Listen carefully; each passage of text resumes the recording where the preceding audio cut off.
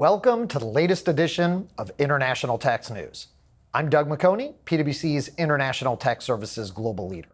In this edition, we cover selected tax updates from around the world, including my favorite topic, Pillar 2. If you would like to go in-depth on similar topics, check out the Cross-Border Tax Talks podcast in video on YouTube or in audio wherever you find your podcast. Now turning to our current edition. First, between April and July 2025, Puerto Rico approved various tax laws that collectively reshape critical areas of the Puerto Rico Internal Revenue Code, Incentives Code, and Municipal Code. Key changes include updates to entity classification rules, new elective tax treatments, revised tax reporting requirements, expanded eligibility for the cash method of accounting, and targeted incentives for strategic sectors such as agriculture.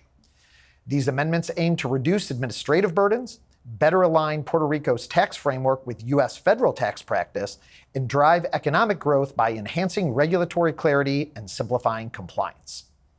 Next, the Uruguayan executive branch will soon be submitting its 5-year budget bill to Parliament.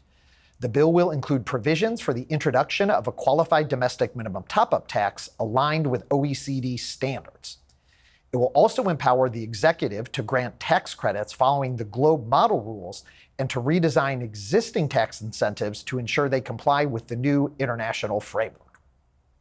Finally, the Luxembourg government on July 24th submitted a bill of law to Parliament that would amend the Luxembourg Pillar 2 law to implement the EU DAC 9 directive on the automatic exchange of Globe information returns. The content of the exchange would follow the OECD model, whereby the Luxembourg Globe information return is split into a general section and a jurisdictional section. The jurisdictional section would only be shared with jurisdictions that have taxing rights over the relevant entities and have implemented Pillar 2 rules.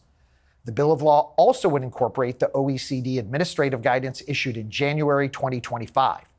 Those changes relate to how certain deferred tax assets should be treated when groups first become subject to the Pillar 2 rules.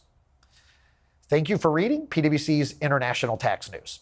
I look forward to speaking with you again on the next edition and on the next episode of the Cross-Border Tax Talks podcast.